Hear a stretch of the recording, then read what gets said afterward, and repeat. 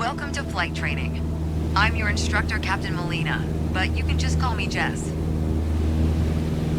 This session, we'll get started with some basic controls. Sound good? First things first, let's get familiar with your surroundings. Don't worry, I've got the stick while you get your bearings. Out your side windows, you can see we have great visibility over Sedona today.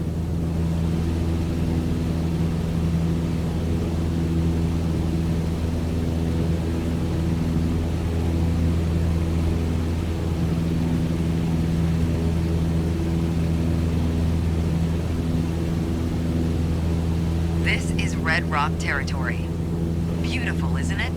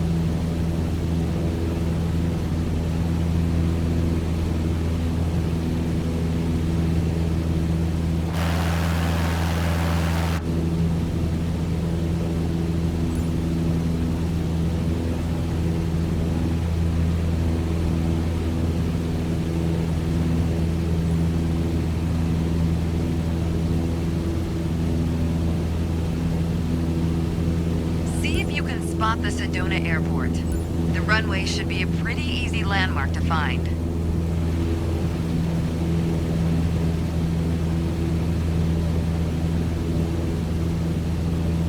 There you go. Visual confirmation on the airport. Now that we're oriented, it's your turn. Time to fly this bird. The first control on our training list is the yoke. I still remember my first instructor saying the yoke is like a steering wheel. Almost. Sure, you can turn, but you can also pitch. For starters, it controls the ailerons. And the ailerons, they allow the plane to roll and bank into turns. Go ahead and try rolling to the right. Nice. Now let's see you level back out.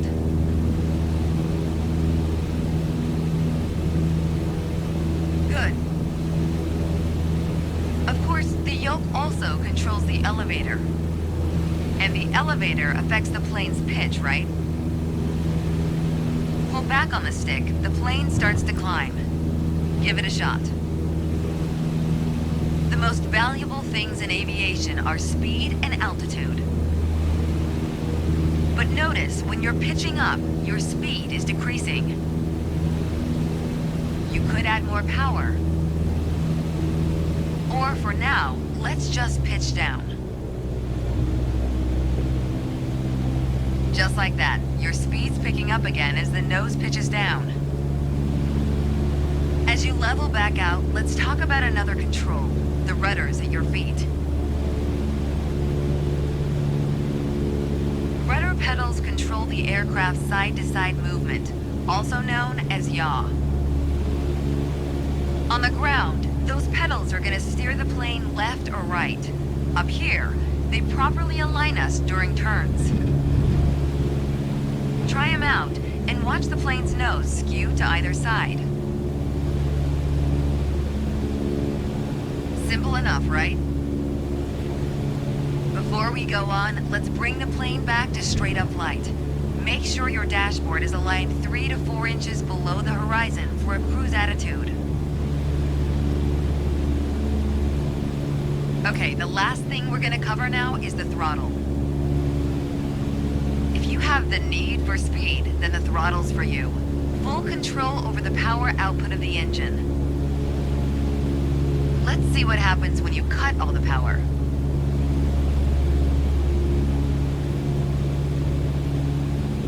Surprise, surprise, our altitude is decreasing.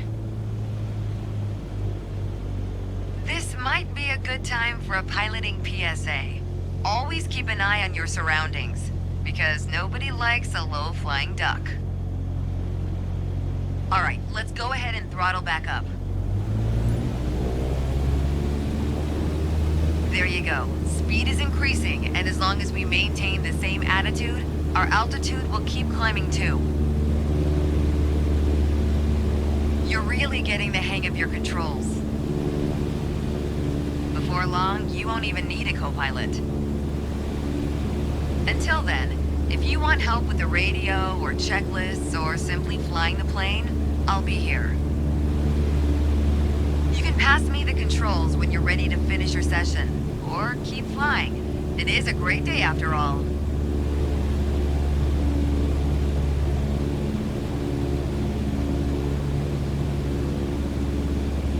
All right, I have control. Good job.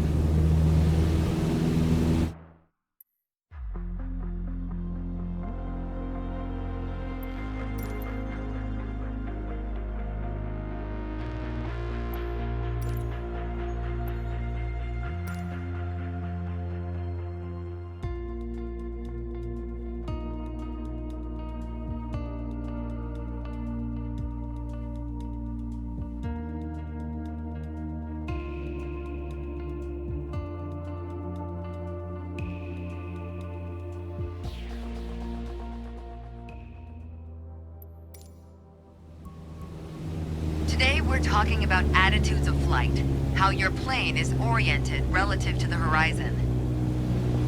If you look outside, you can see the cockpit is just about 4 inches below the horizon line. We're flying straight with a decent rate of speed. This is the cruise attitude. Let's see how it reads on your instruments.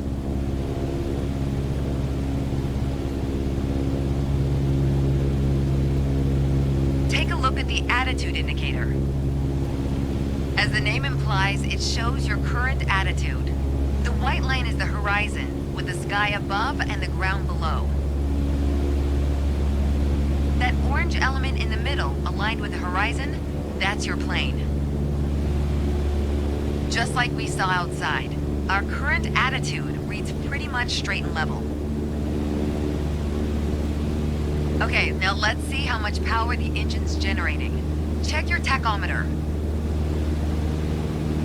Looks like we're pushing around 2,300 revolutions per minute. Combined, attitude and engine RPMs translate to aircraft performance. Which leads us to your airspeed indicator.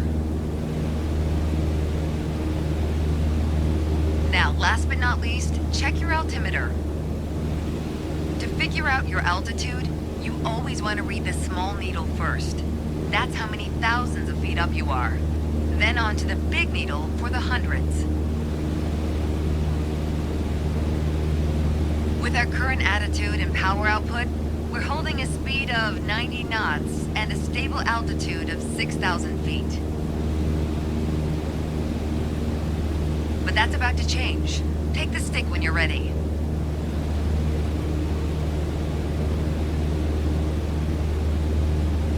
Pull back slightly on the yoke to raise the nose just above the horizon line. About 2 inches. Make sure you don't pitch up too much, or the angle will be too steep to create lift. And without enough lift, we'll stall. All right, go full throttle and start climbing. Welcome to the climb attitude. See how it shows up on your attitude indicator and tachometer? According to your altimeter, we're gaining altitude. But we're losing airspeed even at full throttle, proving you can't avoid basic physics while making a climb. Okay, before we go on, let's get back to a cruise attitude. Ease up on the yoke and aim your nose just below the horizon. Then throttle back down to 2300 RPMs.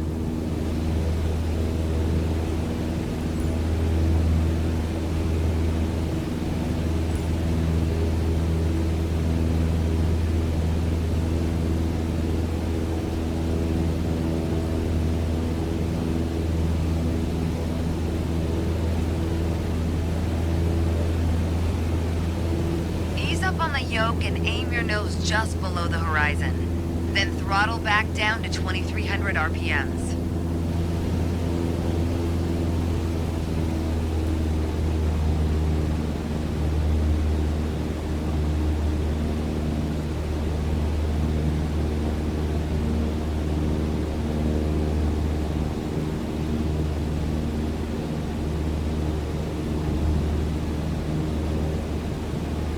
Up on the yoke and aim your nose just below the horizon. Then throttle back down to 2300 RPMs. Nice job. We're now set up with the same attitude and power we had at the top of our lesson. Start by reducing your RPMs to 1800. Then drop the plane's nose a bit further below the horizon. Then drop the plane's nose a bit further below the horizon.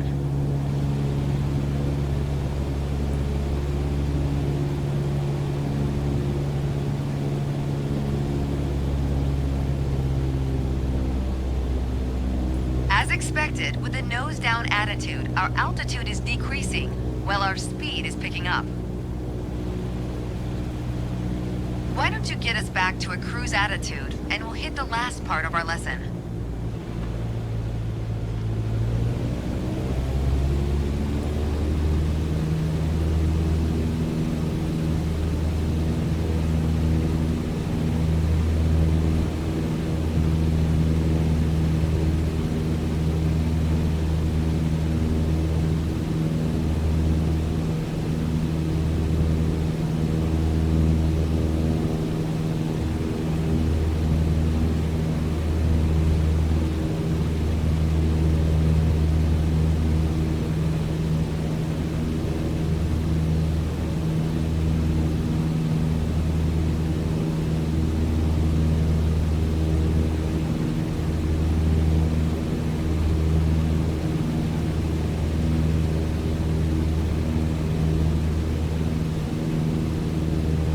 There we go.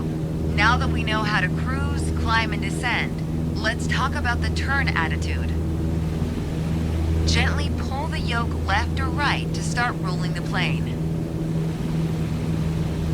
If you take a look outside, you can see how our attitude's changed, but you can also check your instruments for the details. As a general rule, you always want to keep your turns under 30 degrees. At the top of your attitude indicator, there's a series of notches representing 10 degrees each. Use them to control your roll. Notice the more you turn, the more you need to pull back on the yoke to maintain altitude. When you're rolling out, you'll need to do the opposite. Roll and push at the same time. The more you know about the main attitudes of flight, the closer you get to that pilot state of mind. So keep practicing, and whenever you're done, pass me the control.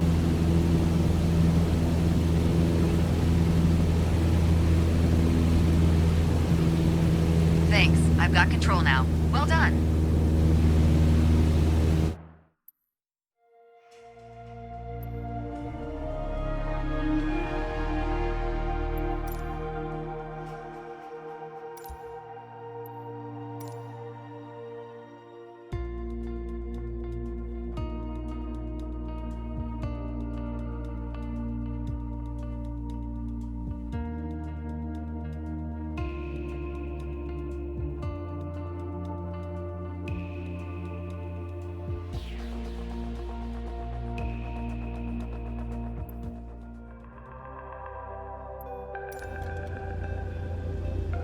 There's an old saying I like.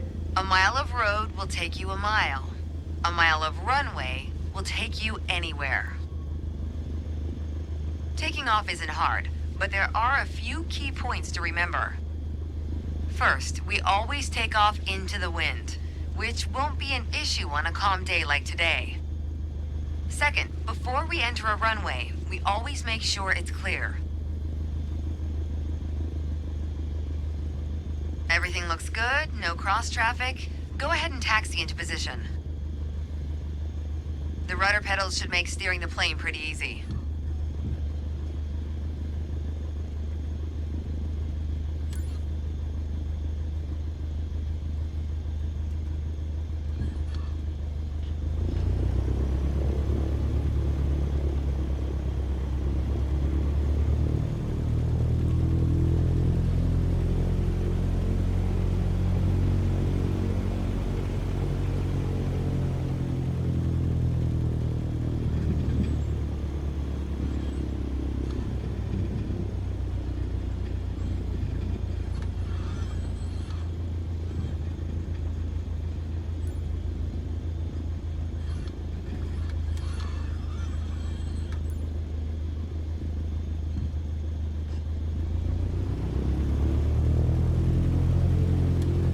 Alright, let's do this. Apply full power and I'll walk you through the takeoff as we go.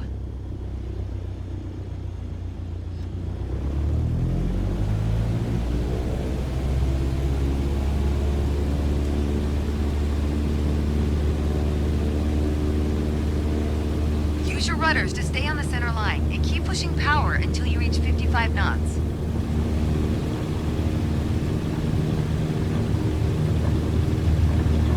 Good. Now gently pull back on the yoke. Line up the top of your instrument panel so it's a couple inches above the horizon. That'll pitch us up and set a good climb attitude.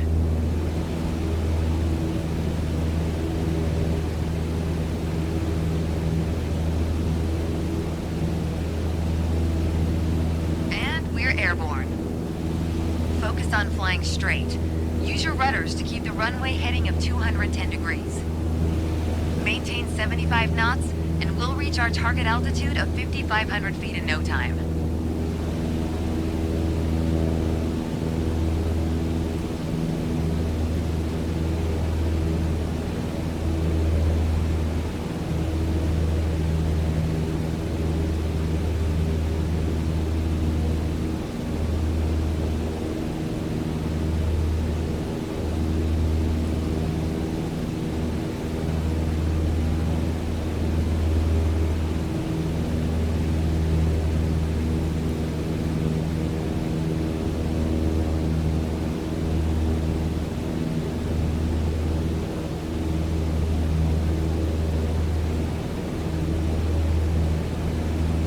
Ah, 5,500 feet. A nice, safe altitude for part 2 of our lesson. Straight and level flight. First step here is adjusting our attitude.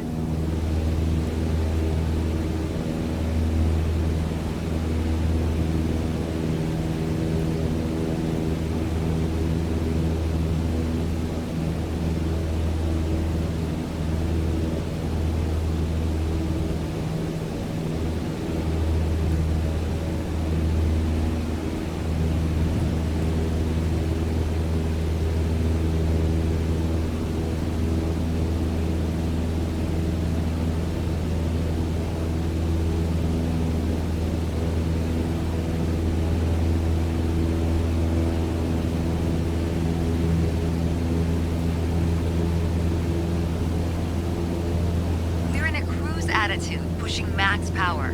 To stay level at our target altitude, let's start by easing the throttle back to 1,800 RPMs.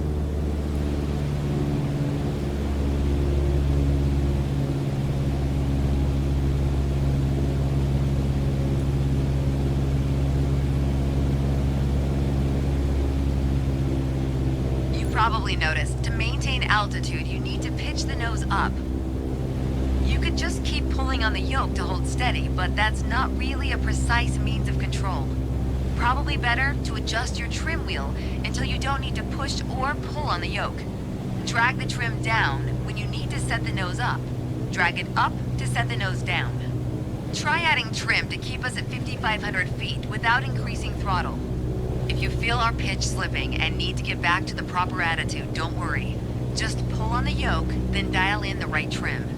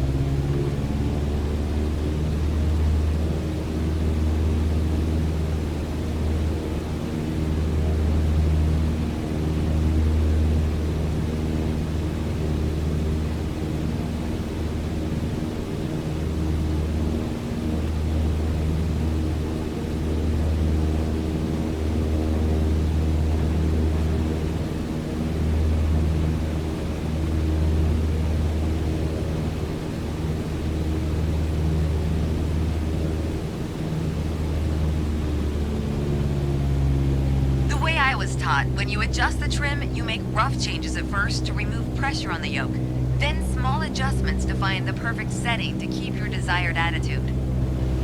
That's the key to straight and level flight. It saves you from constantly pushing or pulling on the yoke. And that gives you more time to enjoy the ride. If you want more practice using the trim, go for it. Whenever you're ready to pass the controls, I'll be here.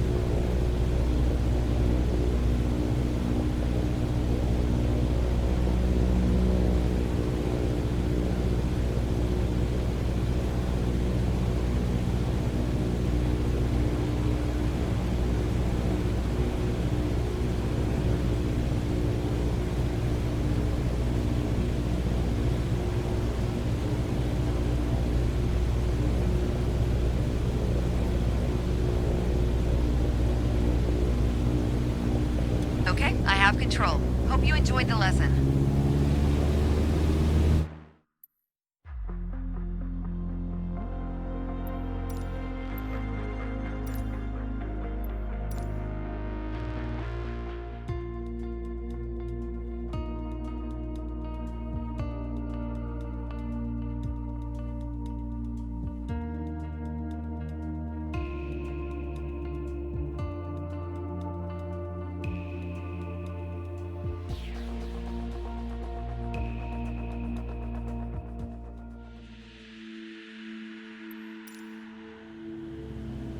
My first instructor used to say the best part of flying is landing in one piece.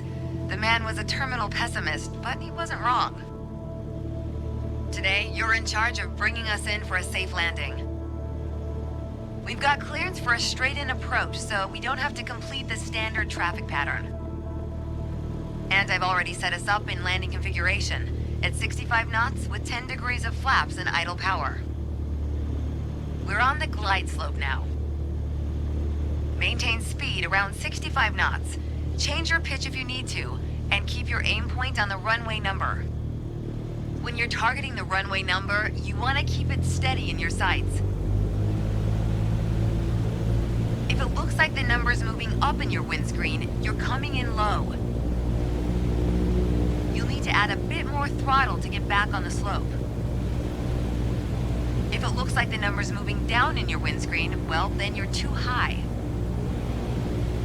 You'll need to add flaps to increase your rate of descent, but you'll also need to push forward and trim to change your attitude and maintain the same speed.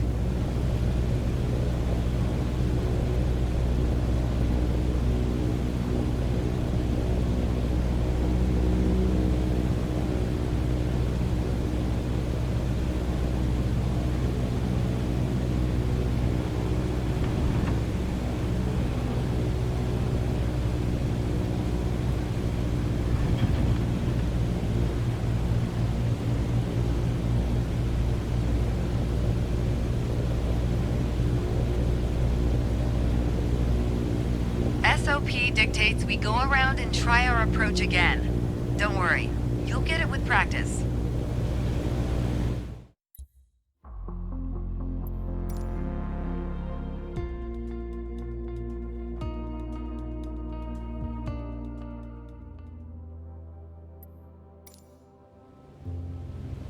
My first instructor used to say the best part of flying is landing in one piece.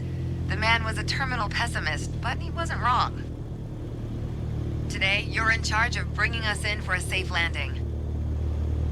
We've got clearance for a straight-in approach, so we don't have to complete the standard traffic pattern. And I've already set us up in landing configuration at 65 knots with 10 degrees of flaps and idle power.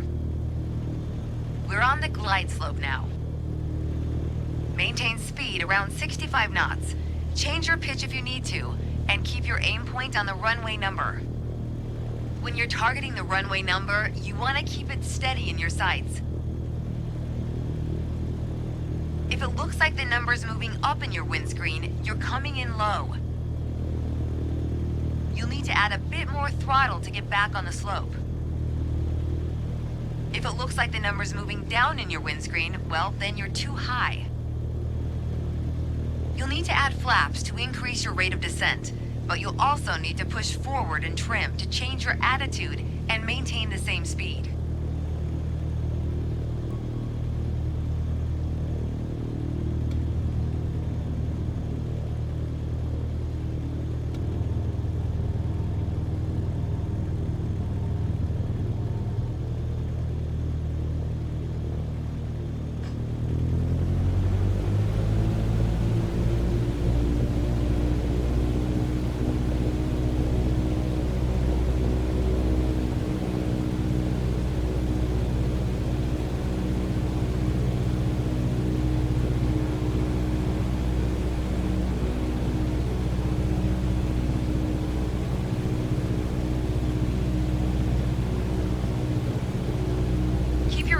On the runway threshold. When you're 10 feet above the runway, it's time to flare. Once we pass the threshold, shift your aim point to the end of the runway. Then, pull back slightly on the yoke to aim the nose just above it.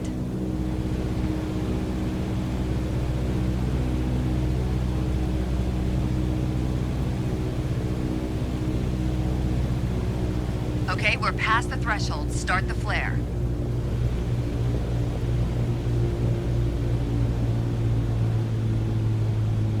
Keep pulling back slowly. Let the plane settle onto the runway. Don't push it down, but don't let it start climbing. Nice. Now apply the brakes to slow us down and bring the plane to a stop.